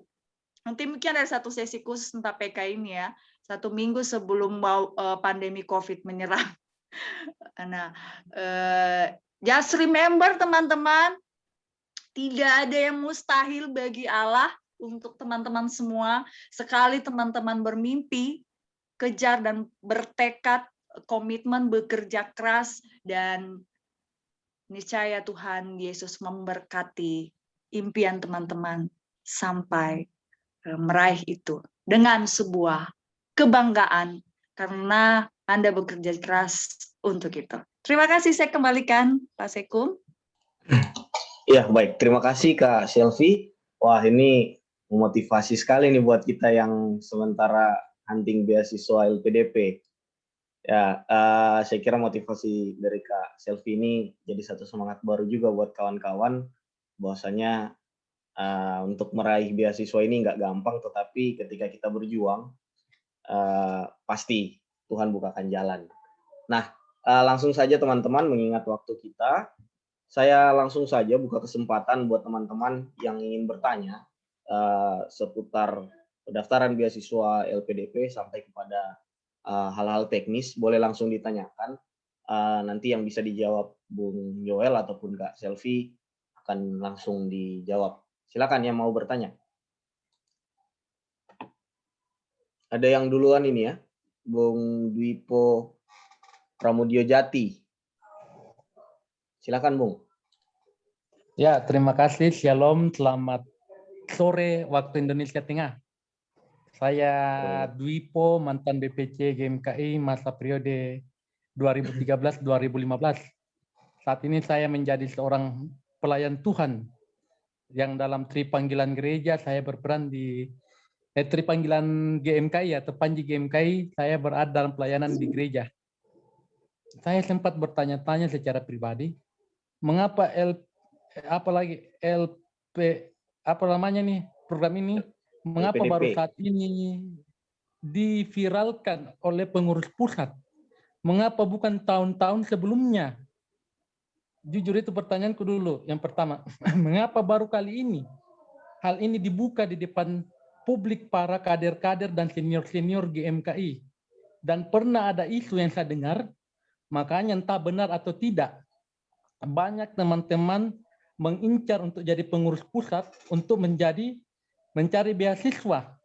Itu entah benar atau tidak. Saya pernah jadi BPC, saya cari-cari informasi, bahkan ada yang mengatakan kita harus dulu jadi pengurus pusat baru dapat beasiswa. Waktu saya mendapat informasi, saya bertanya, kok baru kali ini program seperti ini diviralkan dan menjadi bahkan sudah ada dalam grup itu, padahal sebelum-sebelumnya ada. Makanya waktu itu saya sempat bertanya di grup, bagaimana dengan yang jurusan teologi? Saya juga kalau memang saya ingin sekali lanjut S2, tapi mungkin beberapa tahun ke depan karena saya masih harus fokus dulu dalam medan pelayanan di jemaat. Kalau misalnya saya sekarang berumur 34 tahun. Kalau memang ini akan berlanjut sampai batas umur berapa kayak akan diinginkan untuk memperoleh S2 ini, karena saya sudah lama menunggu beasiswa dari GMKI, karena biasanya saya tanya-tanya teman-teman BPC dan lain sebagainya, ada yang umur mengatakan harus kita masuk dulu pengurus pusat, baru mencari informasi. Saya mencari informasi, tidak ada viral tentang beasiswa yang bagaimana yang kita harus dapat. Itu yang sering menjadi pertanyaan, apa istilahnya, pertanyaan polemik dalam diri saya. Bahkan saya biasa berpikir-pikir, apa benar tidak? Bahkan ada beberapa senior dan teman-teman yang sudah pernah menjadi pengurus pusat, termasuk pendeta Selviana Kulla, senior saya dari STT Intim. Saya bertanya dan menganalisa, apakah memang harus kita jadi pengurus pusat dulu baru mendapatkan hal tersebut? Dan saya kaget waktu ada salah seorang teman posting hal ini, waduh, lambat berarti saya mendapat informasi seperti ini. Padahal jiwa semangat untuk belajar secara pribadi dengan diri saya dan teman-teman, bahkan senior-senior lain itu di atas saya punya keinginan, tapi apa daya, informasi mungkin bilang, minta maaf terlalu kasar, katakan terlalu terlambat atau bagaimana, tapi ini mungkin menjadi untuk adik-adik lah, kalau mungkin saya mungkin ya tidak akan dapat lagi untuk kegiatan seperti ini, karena saya sudah buka datanya, ternyata batas maksimal 35. Padahal saya sudah 34, 2 tahun ke depan, mungkin sudah 37 dan saya mungkin sudah tidak dapat. Tapi saya minta maaf secara pribadi, informasi tentang beasiswa sangat berharap dengan pengurus pusat, kalau ada bagi, jangan untuk konsumsi sendiri. Terima kasih, Tuhan memberkati.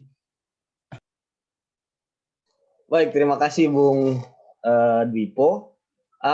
Saya kira perlu saya jelaskan sebagai pengurus pusat. Yang pertama, kenapa baru ada di periode ini? Memang karena saya kurang tahu ya teman-teman, pengurus pusat periode-periode sebelumnya saya yakin punya fokus yang berbeda seperti itu. Nah, kami di periode ini juga menjadi salah satu visi daripada ketua umum kita, yang mana sewaktu kongres di Manokwari juga disampaikan bahwasannya membuka jaringan-jaringan beasiswa kepada seluruh kader GMKI. Nah, saya juga berasal dari Merauke, daerah yang cukup kalau dikategorikan 3T, juga akses beasiswa yang minim. Nah, kemudian saya dan Bung Alphonse juga teman-teman pengurus pusat melihat bahwa sebenarnya di Jakarta ini punya potensi banyak sekali beasiswa yang kemudian bisa kita bagikan ke teman-teman di daerah. Makanya kami di pengurus pusat periode ini, salah satu fokus kami adalah untuk bagaimana teman-teman kader-kader GMKI bisa meraih beasiswa. Gitu. Tetapi kalau pengurus pusat sebelumnya saya kira tidak elok kalau saya berikan komentar, tapi saya yakin punya fokus masing-masing yang berbeda. Nah, kemudian kami juga di pengurus pusat tidak ada beasiswa yang kemudian tidak ada beasiswa yang kemudian langsung pasti kami dapatkan di pengurus pusat. Hanya saja memang ketika kita ada di Jakarta di pengurus pusat, ada akses-akses, ada jaringan-jaringan yang bisa kita raih, bisa kita terima lebih dulu daripada teman-teman di daerah. Seperti beasiswa LPDP ini yang kemudian nanti kita bagikan ke teman-teman. Gitu. Saya kira itu jawaban dari saya untuk Bung Dipo. Terima kasih sekali pertanyaannya. Untuk batasan usia saya kira Bung Yoel bisa menjawab. Ya, baik, Bang Senior Bung Dwipo tadi, terima kasih untuk pertanyaannya. Yang pertama bahwa kita perlu ketahui bersama bahwa beasiswa LPDP ini bukan beasiswa yang ada korelasinya atau kaitannya dengan GMKI. Dia adalah beasiswa resmi negara Republik Indonesia yang dikelola lewat Kementerian Keuangan. Nah, pengurus pusat ini memfasilitasi, meminta kami yang sudah terlebih dahulu menjadi awardee LPDP untuk setidak-tidaknya memberikan atau membagikan kabar baik ini, informasi bertalian dengan GMKI, kita bagikan di grup. Jadi pada esensinya beasiswa LPDP ini bisa diakses oleh siapa saja, karena ini adalah beasiswa resmi Republik Indonesia lewat Kementerian Keuangan. Jadi tidak ada kaitannya dengan LPDP. Mungkin terpengaruh juga dengan nama grupnya itu beasiswa LPDP, GMKI, mungkin nanti diubah sehingga tidak menimbulkan kesan bahwa ini adalah beasiswa dari GMKI. Terus mengenai umur Bang Senior, saya pikir belum terlambat, 34 tahun itu belum terlambat. Kalau untuk S2 itu maksimal itu 42 tahun kok. Jadi masih ada 8 tahun kalau tidak salah Bang Senior kalau masih punya waktu untuk mengakses beasiswa ini. Jadi untuk kategori S2 itu 42 tahun, untuk kategori S3 itu 45 tahun. Itu waktu yang dikasih, limit waktu yang dikasih. Terus mungkin izin sekaligus menjawab yang di kolom komentar ini, Bang Sekum. Apakah untuk menerima LPDP harus sudah diterima di kampus tujuan? Nah, tidak harus sudah diterima di kampus tujuan.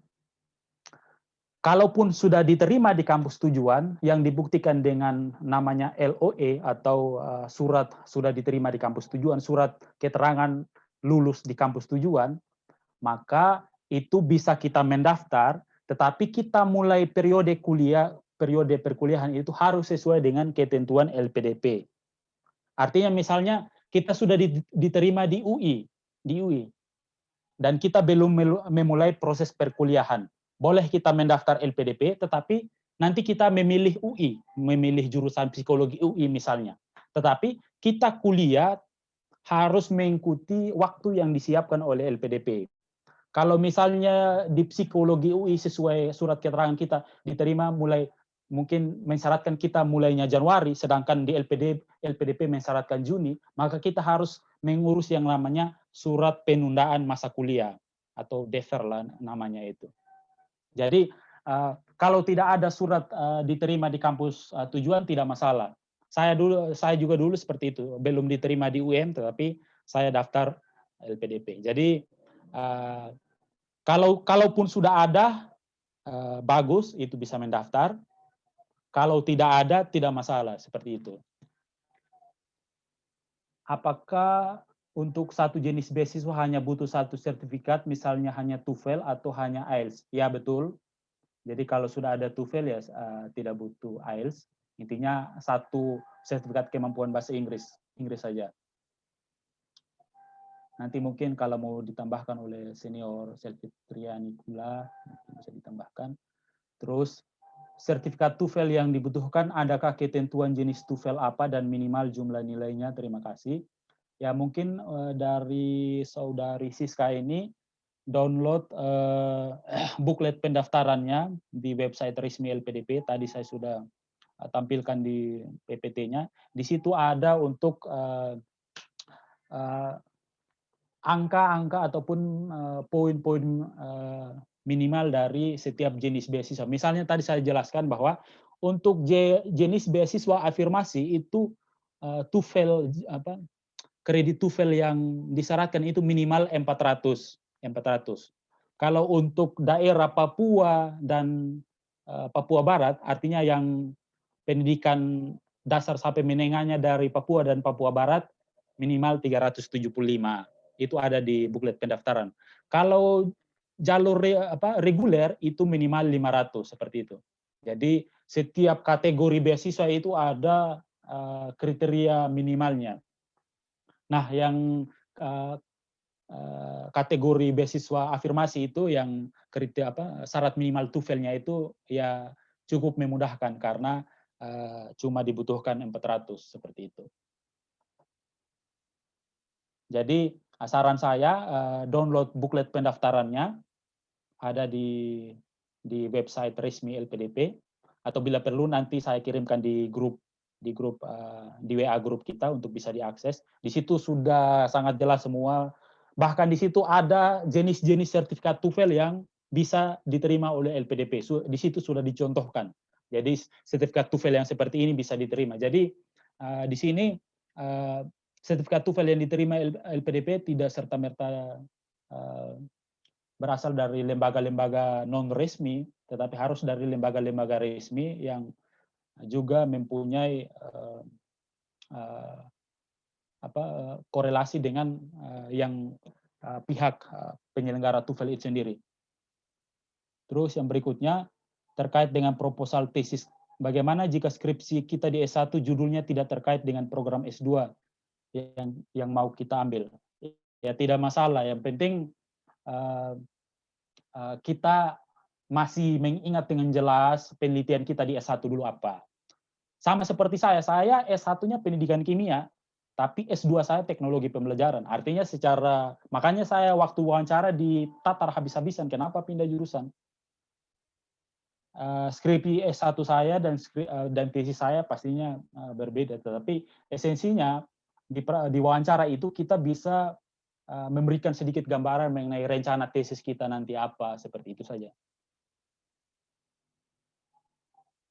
Terus yang berikutnya, di kampus dalam negeri membutuhkan TOEFL ITP dan IBT. Lalu berapa skornya untuk di dalam negeri? Nah ini tadi saya sudah jelaskan bahwa setiap jenis beasiswa itu punya kriteria masing-masing dan punya standar minimal skor TOEFL masing-masing. Jadi tinggal saudari mau lamar beasiswa, misalnya kalau beasiswa afirmasi daerah 3T, maka minimal skor TOEFL ITP yang disyaratkan di situ 400. Kalau saudari berasal dari daerah Papua dan Papua Barat, ya 375, seperti itu.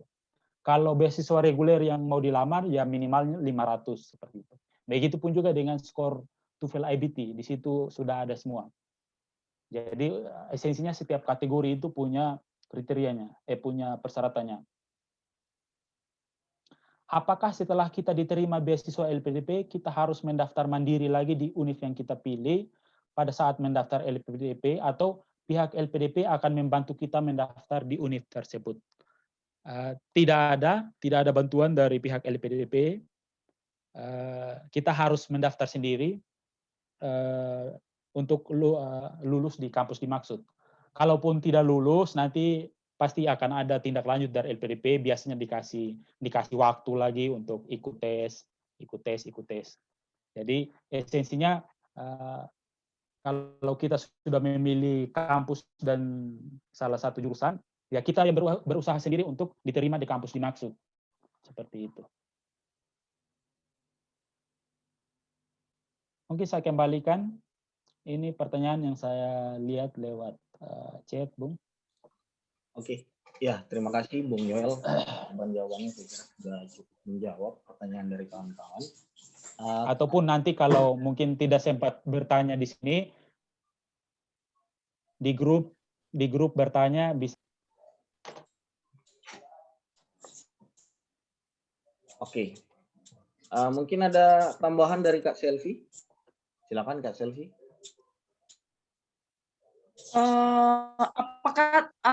Apakah teman-teman udah untuk teknis pembuatan akun LPDP-nya Kakak Yoel? Iya. Jadi mungkin nanti ada teknisnya, dibantu teman-teman untuk membuat akun pendaftaran LPDP, dan upayakan teman-teman punya email, satu email yang official dari teman-teman yang akan Anda pakai untuk mendaftar sebagai akun LPDP resmi Anda, dan dari situlah dipakai untuk berbagai macam hal, termasuk juga tentunya mendaftar di universitas yang Anda tuju, begitu ya. Dan untuk sementara kebijakannya, kalau Anda mau ke luar negeri, hanya pilihannya ke luar negeri. Kalau Anda mau berkuliah dalam negeri, pilihannya dalam negeri. Disediakan tiga pilihan universitas, baik di luar negeri maupun di dalam negeri, dan daftar universitas tersebut ada di booklet. Oleh karena itu memang teman-teman harus baca itu intinya baca bukunya, perhatian satu waktu yang tidak sebentar untuk membaca secara cermat dan detail semua persyaratan seperti itu. Pada waktu itu karena TOEFL saya dari afirmasi 3T hanya bisa dalam negeri, pada akhirnya saya memilih kampus yang saya sukai, yaitu UGM. Lalu kemudian strateginya ada pada jurusan, tidak mesti linear ya teman-teman. Saya memberi contoh karena saya teologi, lalu pilihannya apa nih di booklet atau di jurusan yang disediakan oleh LPDP. Lalu akhirnya saya mengambil studi humaniora, lalu juga ada pilihannya kemudian religious studies, studi agama-agama. Jadi dua pilihan itu memungkinkan untuk bisa kalau yang dari jurusan teologi. Bisa juga ambil jurusan yang lain dengan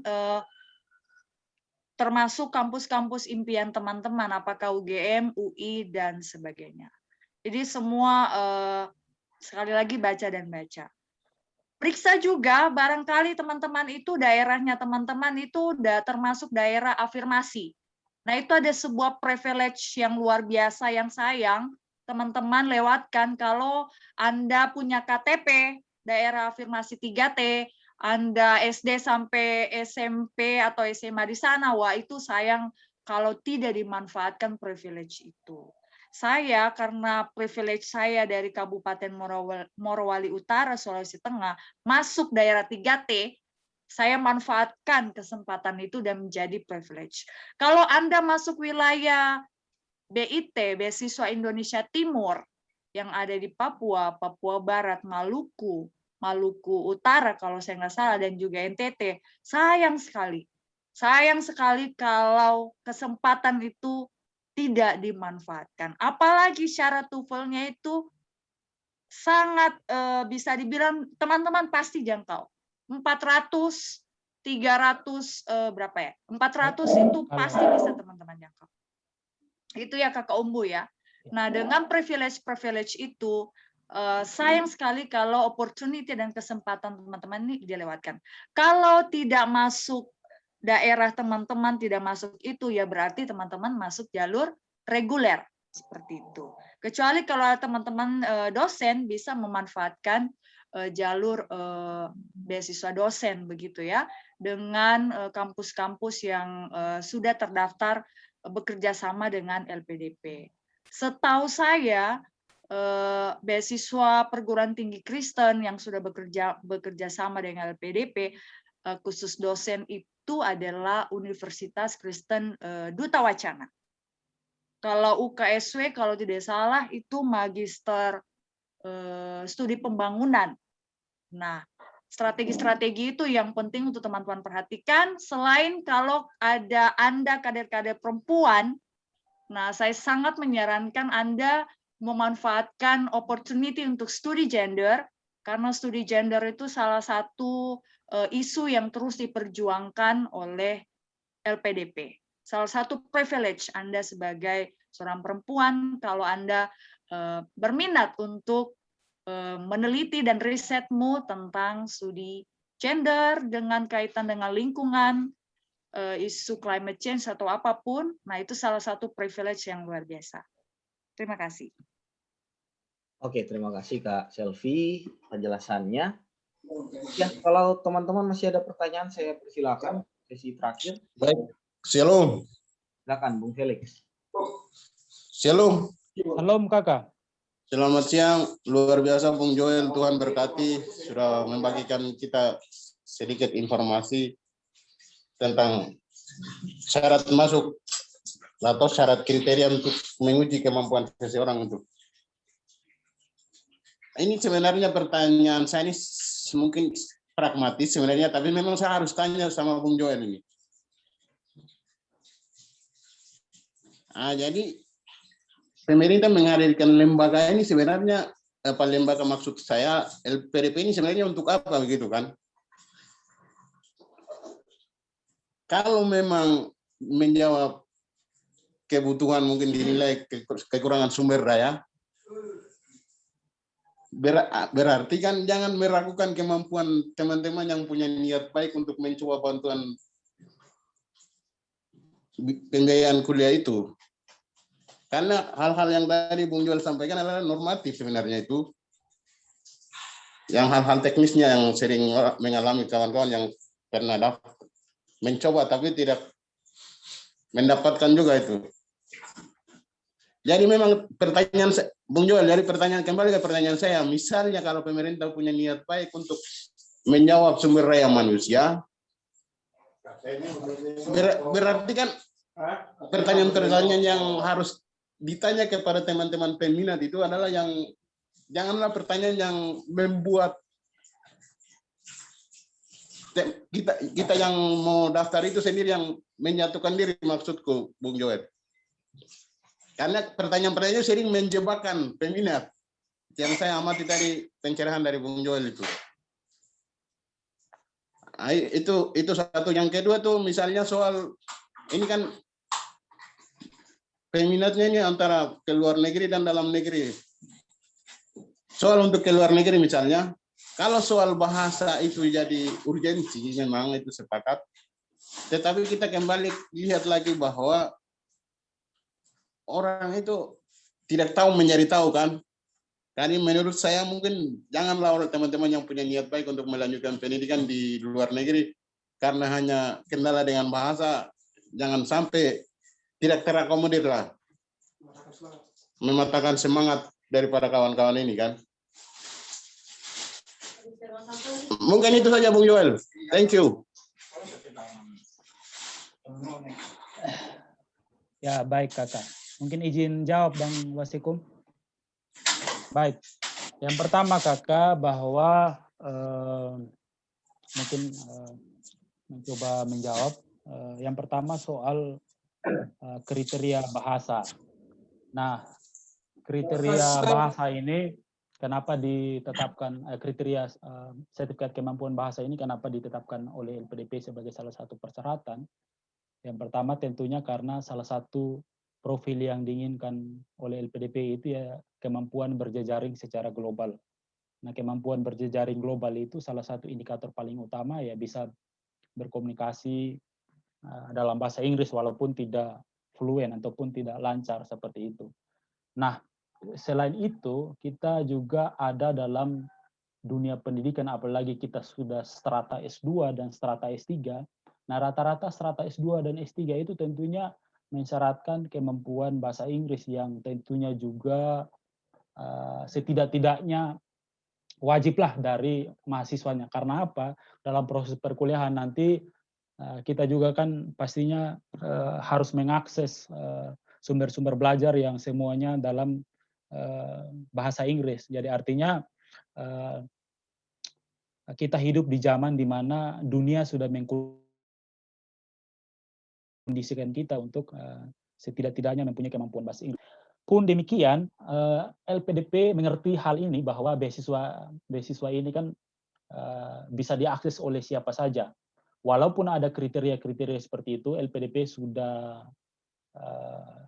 berusaha untuk mengakomodir kita semua dari segala kalangan dengan itu tadi, seperti yang sudah dikatakan oleh senior Selvitriani Kula tadi, kita dikasih keistimewaan. Salah satunya seperti yang tadi saya sudah jelaskan. Misalnya dari Papua dan Papua Barat, nilai TOEFL yang disyaratkan ini cukup 375. 375 itu kalau kakak tes, apalagi kalau sudah pernah ikut kursus sebelumnya, pasti saya yakin sangat-sangat bisa itu 375. Itu adalah salah satu keistimewaan ataupun jalur khusus yang disediakan oleh LPDP. Jadi artinya bahwa di satu sisi dunia sedang mengkondisikan kita untuk mempunyai kemampuan bahasa, di sisi yang lain LPDP mau tetap siapapun bisa mengakses LPDP beasiswa ini, sehingga itu disediakan yang namanya keistimewaan itu tadi, privilege. Jadi seperti beasiswa afirmasi cukup 400, beasiswa mahasiswa asal Papua dan Papua Barat cukup 375. Dan saya pikir itu setidak-tidaknya menjawab keresahan kakak. Yang berikut soal pertanyaan-pertanyaan di wawancara, ya memang bukan kompetisi saya untuk menjawab kenapa pertanyaan-pertanyaan seperti itu dimaksudkan, dimunculkan, tetapi sesuai pengalaman saya pertanyaan-pertanyaan tersebut muncul, dan tugas saya ya setidak-tidaknya memberikan gambaran kepada teman-teman, sehingga ketika saat wawancara nanti setidak-tidaknya sudah mendapatkan gambaran utuh dan bisa menyiapkan kemungkinan jawaban yang bisa diutarakan dan bisa meyakinkan pewawancara, seperti itu. Seperti itu dari saya.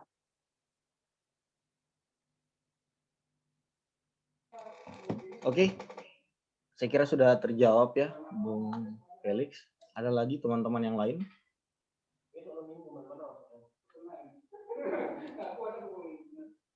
Kayaknya ingin menyoroti soal bahasa Inggris ya, teman-teman. Sekali lagi, jangan patah semangat, teman-teman pasti bisa. Kalaupun tidak bisa kursus secara on-site, tidak bisa ke Pare dan segala macam, di YouTube banyak sekali fasilitas untuk teman-teman belajar tes TOEFL ataupun IELTS. Dan juga bagi teman-teman yang afirmasi, itu jangan patah semangat, karena ketika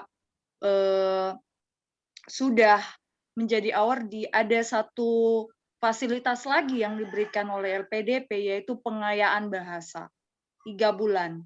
Dalam pengalaman saya, kami dapat kesempatan istimewa secara khusus untuk belajar lagi, kursus lagi bahasa Inggris selama 3 bulan sebelum berangkat ke tujuan kampus masing-masing.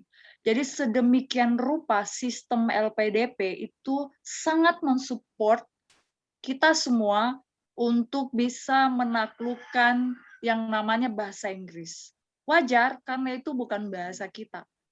Namun bukan berarti tidak bisa, karena tidak biasa. Dan tidak perlu malu, karena sekali lagi yang harus kita taklukkan adalah diri kita sendiri, dan teman-teman pasti bisa.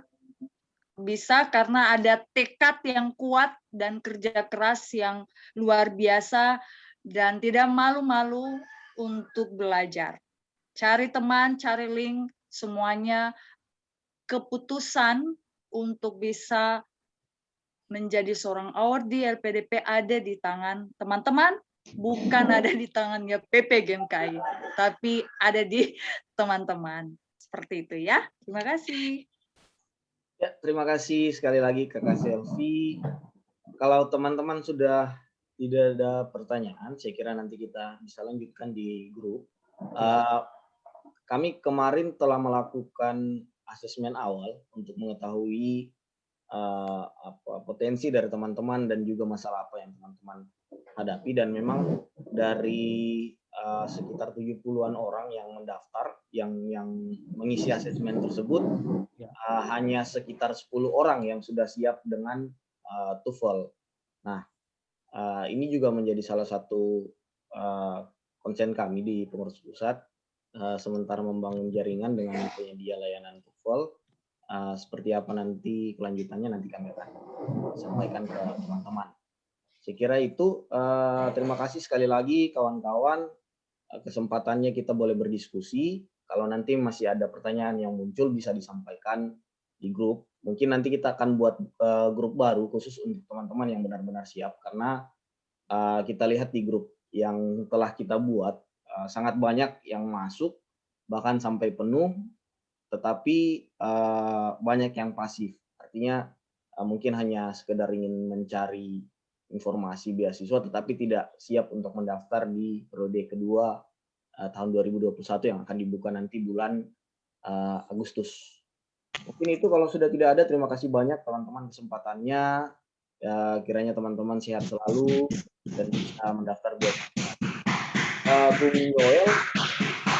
Terima kasih banyak Bung, sukses studinya, sehat-sehat selalu. Kak Selvi juga sukses. Mungkin yang terakhir Bung, Silakan, silakan Bung Joel. Baik, mungkin kawan-kawan yang hadir di pertemuan siang ini, kami berharap sudah ada dalam grup yang kita buat itu, sehingga setidak-tidaknya kalaupun ada pertanyaan-pertanyaan bisa diajukan di grup itu.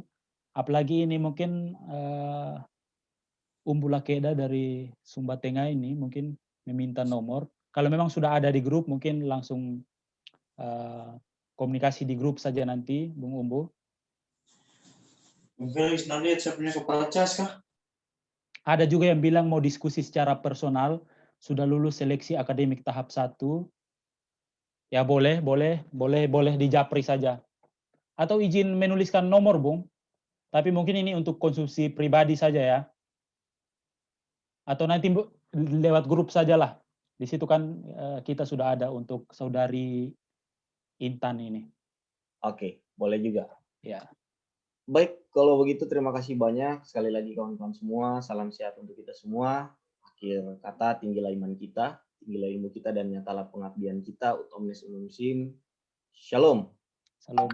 Salam pamit semua. Shalom. Bung Arnold nanti bisa hubungi salah satu pengurus pusat untuk kita masukkan dalam grup ya.